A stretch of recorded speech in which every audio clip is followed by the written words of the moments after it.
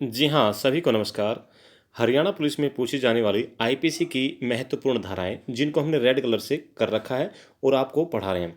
Okay, ज़्यादा नहीं है, 105 आईपीसी की महत्वपूर्ण धाराएं हैं जो कि हमारे एग्जाम के पॉइंट ऑफ व्यू से बहुत ही ज़रूरी है। टोटल कितनी है? 511।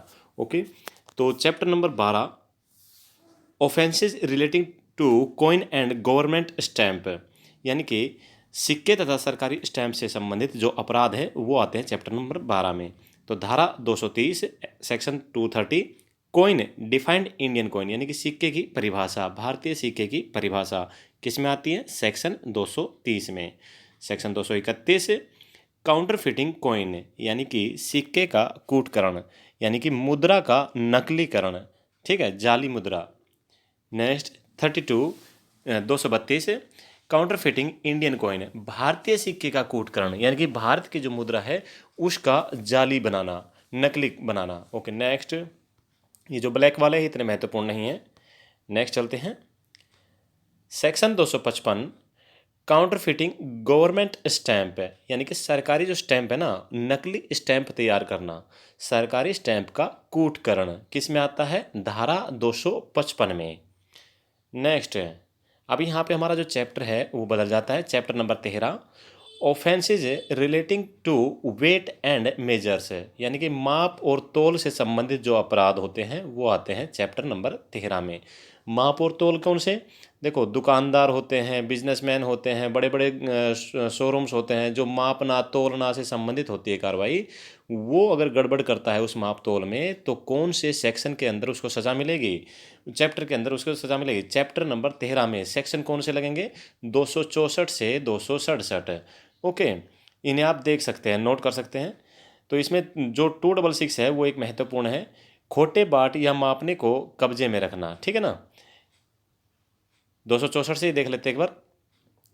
Fraudulent use of false instrument for weighing, यानी कि तोलने के लिए खोटे उपकरणों का कपटपूर्ण उपयोग, यानी कि जो खोटे उपकरण हैं, जो माप तोल के बट्टे हैं, उनका कपट से इस्तेमाल करना, यानी कि कम तोलना। नेक्स्ट, धारा 265, खोटे बाट या माप का कपटपूर्ण उपयोग, यानी कि fraudulent use of false weight और मेजर्स, ठीक है। नेक्स्ट 266, खोटे बाट या माप को कब्जे में रखना, यानी कि अपने पास वो बाट या माप रखना जो कि गलत है, जो सही तोलने से कम है। ये आता है धारा 266 में। ओके, सेक्शन 267, मेकिंग और सेलिंग फॉल्स वेट, यानी कि खोटे बाट और माप के जो इकाइयाँ हैं ना उनको बनाना और उनको बेचना, ठीक है, ये आता है धारा 267 में। यहाँ पे चैप्टर नंबर हमारा 14 शुरू होता है, offences affecting the public health, safety, convenience, decency and morals, यानी कि लोक स्वास्थ्य, सुरक्षा, सुविधा आदि से संबंधित अपराध। लोक स्वास्थ्य, सुरक्षा और सुविधा आदि से संबंधित कोई भी अपराध किया जाता है तो वो आता है चैप्टर नंबर 14 में दोस्तों। ओके, यहाँ पे सबसे पहले धारा देखते हैं 271। जो 271 धारा है वो है क्वारंटाइन रूल, यानी कि डिसओबीडेंस टू क्वारंटाइन रूल। जैसे कि अभी कोरोना का टाइम चल रहा था, स्टार्टिंग में जब कोरोना शुरू हुआ था उस समय लोगों को क्वारंटाइन किया जाता था, जिनको कोरोना हो जाता है उन लोगों को, ठीक है। अगर वो क्वारंटाइन के नियमों का पालन नहीं करते हैं तो उनके ऊपर सेक्शन 271 लगता है, ठीक है। नेक्स्ट है section 275, sale of adulterated drugs, यानी कि अप मिश्रित औषधियों का विक्रय, ठीक है। अप मिश्रित औषधियों का जो विक्रय है वो धारा सेक्शन 275 में आता है। दोस्तों, हरियाणा पुलिस के एग्जाम को क्लियर करना आसान है, बशर्ते हम हर चीज़ को, छोटी से छोटी चीज़ को भी हम ऑब्जर्व करें, ठीक है। तो आईपीसी की धाराएं कम से कम 4-5 पूछी जाएंगी, और 4-5 जो नंबर है ना कम नहीं होते हैं आपकी सिलेक्शन के लिए। ओके, नेक्स्ट है धारा 279, रैश ड्राइविंग और राइडिंग ऑन ए पब्लिक वे, यानी कि रैश ड्राइविंग, भाई बहुत ही खतरनाक ड्राइविंग करना या राइडिंग करना पब्लिक वे पर, सार्वजनिक मार्ग पर उतावलेपन से वाहन चलाना या हाँकना, ये किस में आता है? 279 में, धारा 279। ओके, नेक्स्ट रेड कलर वाले देखते हैं बस। धारा 292 sale etcetera of offence book etcetera, यानी कि अश्लील पुस्तकों का विक्रय करना, जो गंदी किताबें होती हैं उनको बेचना, यह आता है सेक्शन 292 में। ठीक है। और 292 का क्या है? ब्लैकमेल करने के उद्देश्य से अश्लील सामग्री प्रिंट करना। भाई किसी को ब्लैकमेल करने के लिए, अगर किसी को ब्लैकमेल करने का उद्देश्य कोई व्यक्ति रखता है और उसके लिए क्या वो उसकी अश्लील की पिक्चर बना देता है, अश्लील फोटो बना देता है। ठीक है। तो ये आता है धारा 292 के पार्ट ए में। ओके। नेक्स्ट 293 तरुण व्यक्ति को अश्लील वस्तुओं का विक्रय करना, यानी कि sale etcetera of offences object to young person, यानी कि जो जवान व्यक्ति होते हैं, यंग व्यक्ति होते हैं, लड़के लोग, उनको अश्लील किताबें बेचना, ये आता है 293 में, सेक्शन 293। क्योंकि जवान जल्दी बहकता है, जो आजकल के नवयुवक है, युवा लोगों को इस तरह की अगर किताबें दी जाएगी तो वो बहक जाएंगे। तो वो उसके बेचने वाले के ऊपर कौन सा क्राइम, कौन सा सेक्शन लगेगा? 293। ओके। सेक्शन 294 अश्लील अश्लील कार्य और गाने। ठीक है। ये आता है किसमें? 294 में। Offence acts and songs. Okay. और 294 का ए क्या है? कीपिंग लॉटरी ऑफेंस, यानी कि लोटिंग कार्यालय रखना। भाई कोई लॉटरी कार्यालय खोलता है, वो भी बगैर सरकारी परमिशन के। ठीक है। और उसमें भी बहुत सारे नियम होते हैं, उनका पालन नहीं करता है, तो उसके ऊपर कौन सी धारा लगेगी? 294 का सेक्शन ए, 294 ए। ठीक है।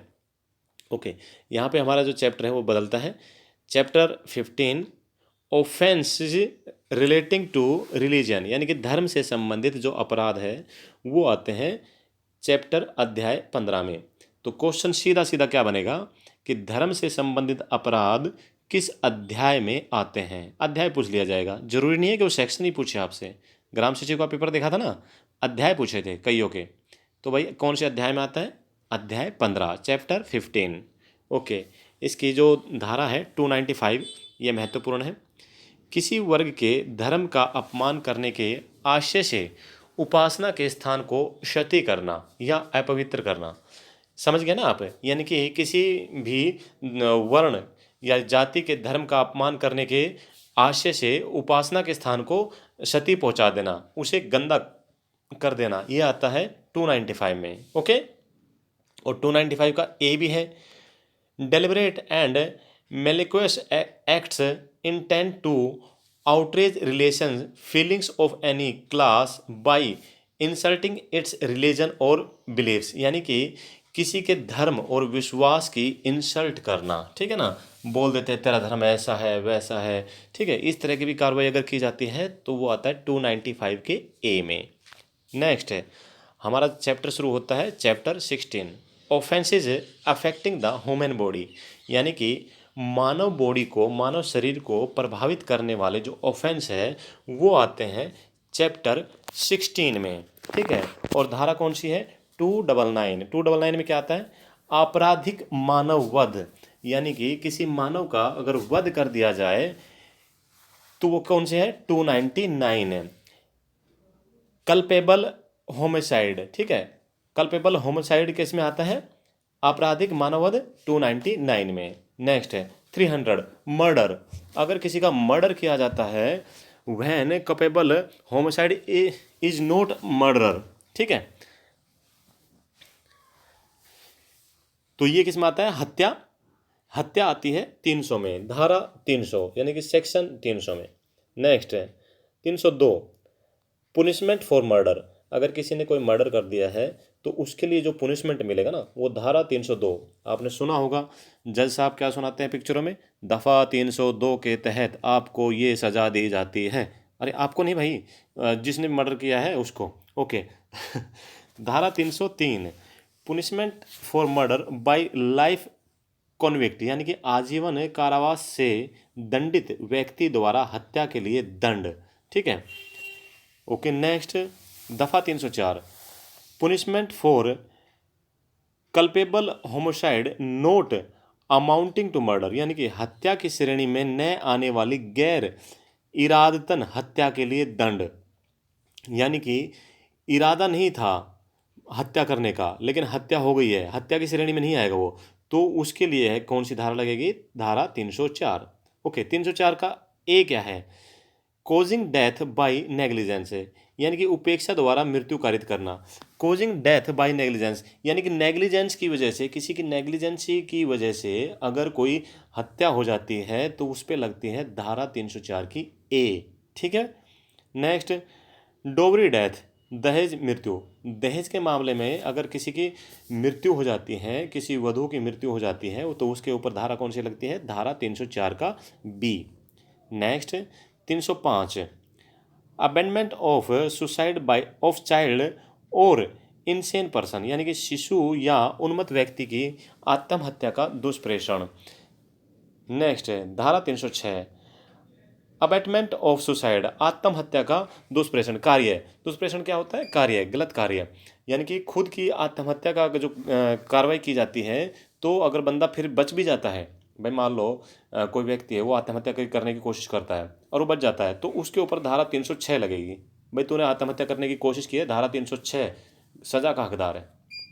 नेक्स्ट है 307, attempt to murder attempts by life convict, हत्या करने का प्रयत्न करना। ठीक है, हत्या करने का जो प्रयत्न है वो धारा 307 के अंतर्गत आता है, हत्या नहीं हुई है, प्रयत्न किया गया है। नेक्स्ट धारा 309, अटेम्प्ट टू कमिट सुसाइड, आत्महत्या करने के लिए प्रयत्न।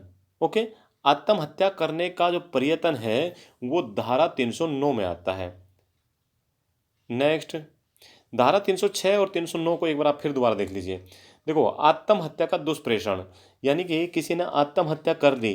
देखो, मरने के बाद भी कोर्ट मार्शल होता है ना, सुना होगा, पिक्चरों में देखा भी हो, कोई व्यक्ति अगर मर भी जाता है और उसने गलत कार्य किया है तो उसके बाद भी कोर्ट मार्शल होता है। ऐसे ही किसी ने आत्महत्या की है ना, तो उसके बाद भी उसके ऊपर सजा लागू है, मरने के बाद भी, बेशक ही उसके ऊपर कागजों में सजा हो, लेकिन सजा होती है। ठीक है, तो ये जो दफ़ा 306 है ना, ये आती है अबेटमेंट ऑफ सुसाइड, यानी कि आत्महत्या कर ली किसी ने, तो उसके लिए कौन सी धारा लगेगी, 306। और 309 क्या है, किसी ने आत्महत्या करने का प्रयत्न किया है लेकिन मर नहीं पाया। ठीक है, इसको आप ठीक कर लेना दोनों को। ओके, नेक्स्ट दफ़ा 310, यानी कि सेक्शन 310, ठग, जो ठगी हो जाती है ना, कोई ठग करता है, किसी के साथ ठगी करता है, धोखेधड़ी करता है, तो वो किस में आता है, दफ़ा 310 में, सेक्शन 310।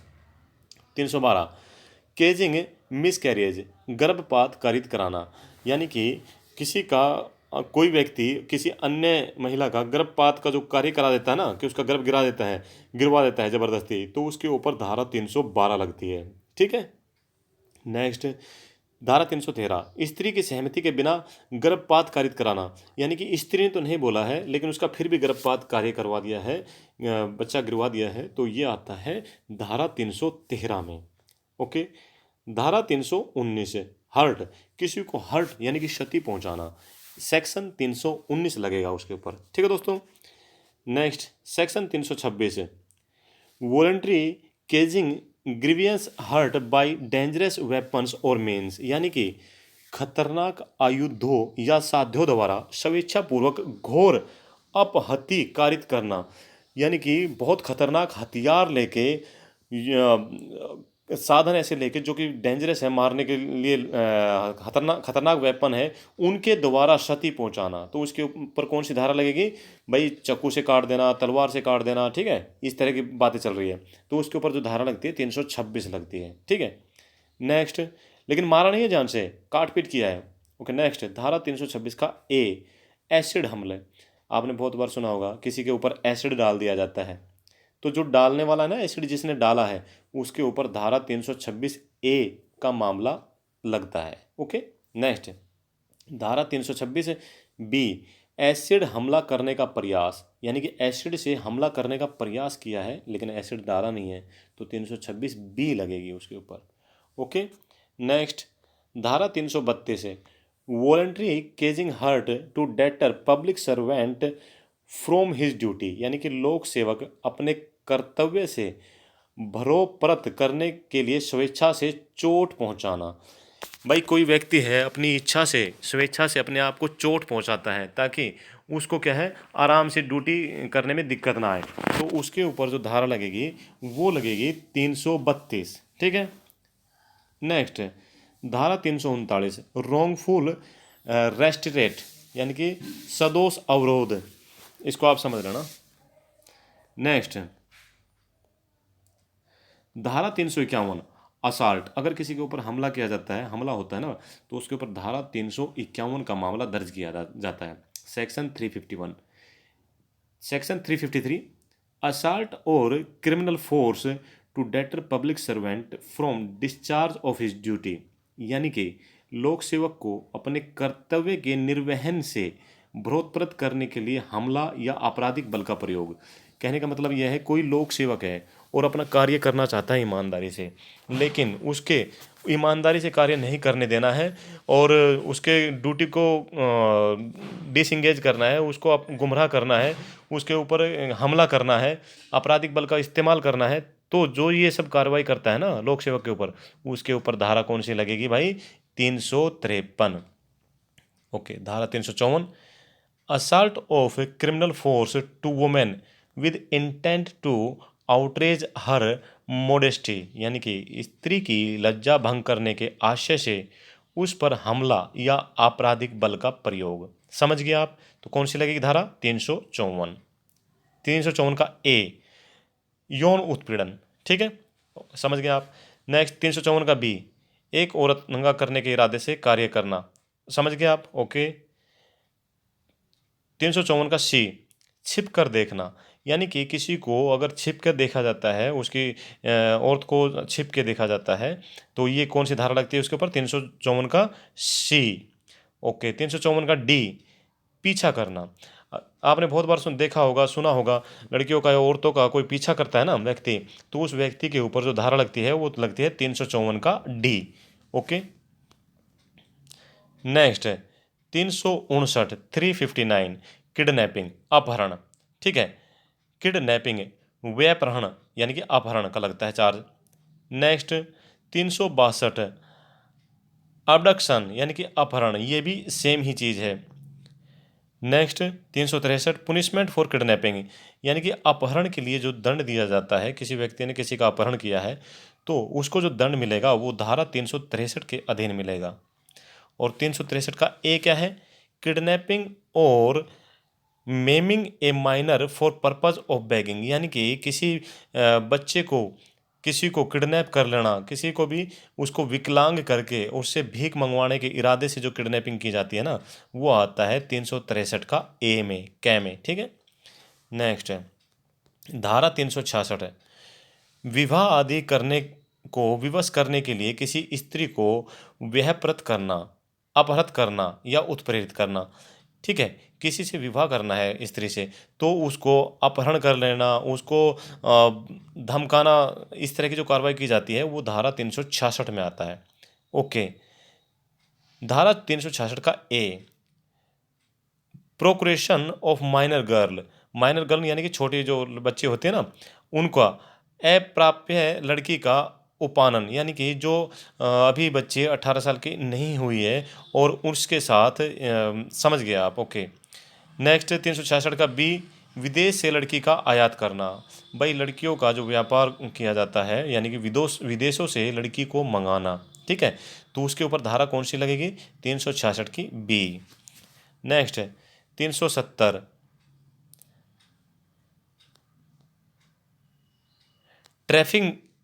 ट्रैफिकिंग ऑफ पर्सन, यानी कि 10 वर्ष से कम आयु के शिशु के शरीर पर चोरी करने के आशय से उसका व्यभिचारण। ठीक है भाई, उसके कोई बच्चा है, छोटा बच्चा है, 10 वर्ष से कम है, ठीक है, तो उसके शरीर के ऊपर नुकसान पहुंचाना, उसको चोरी कर लेना, बच्चे का अपहरण कर लेना, ताकि उससे बाद में क्या मंगवाई जाए? भीख वगारी मंगवाई जाए, तो ये कोष में आता है? धारा 370 में आता है। नेक्स्ट 370 का ए, मानव तस्करी दास के रूप में किसी व्यक्ति को खरीदना या बेचना। भाई किसी व्यक्ति से गुलामी करवानी है, मानव तस्करी की जाती है उसके लिए, ठीक है, ताकि उसके गुलामी करवाई जा सके, तो उसको खरीदना और बेचना दोनों को दोनों आता है धारा 370 में। नेक्स्ट है हैबिचुअल डीलिंग इन स्लेव्स, यानी कि दासों का अभ्यासिक व्यवहार करना, यह आता है धारा 371 में। नेक्स्ट धारा 372 selling minor for purposes of prosecutions यानी कि वेश्यावृत्ति आदि के प्रयोजन के लिए नाबालिग को बेचना। समझ गए ना आप भाई। तो 372 लगती है दोस्तों उसके ऊपर सेक्शन। 373 वेश्यावृत्ति आदि के प्रयोजन के लिए नाबालिग को खरीदना। देखो बेचना है 372 और खरीदना है 373। नेक्स्ट 374 विधि विरुद्ध बलपूर्वक श्रम यानी कि unlawful compulsory labour sexual offences, ये आता है 374 में। ओके। और रेप का जो होता है ना कराई, उस पे कौन सी धारा लगती है? 375 सेक्शन 375 लगती है रेप के मामले में। Next section 376 punishment for rape, इसमें ABCD ये E तक है। इन्हें आप एक बार देख लीजिए, वीडियो को स्टॉप करके ना इन्हें आप देख लीजिए। मैं थोड़ा इसको बड़ा कर देता हूँ। रजिस्टर में जब तक आप नोट नहीं करेंगे, एक दो बार नहीं लिखेंगे, याद नहीं करेंगे तो याद नहीं होगा। और यही सब चीज़ें कहाँ आएगी? एग्जाम में पूछी जाएगी। ओके दोस्तों, यहाँ पे जो चैप्टर नंबर 16 है वो हमने पढ़ लिया। अगला आता है हमारा चैप्टर नंबर 17, जो कल के वीडियो में हम कवर करेंगे, आगामी वीडियो में। यहाँ तक अगर आपको कोई प्रॉब्लम हो तो मैसेज कर सकते हैं, बाकी जब तक खुद प्रैक्टिस नहीं करेंगे याद नहीं होगा। Okay, thank you. जय हिंद, जय भारत, वंदे मातरम।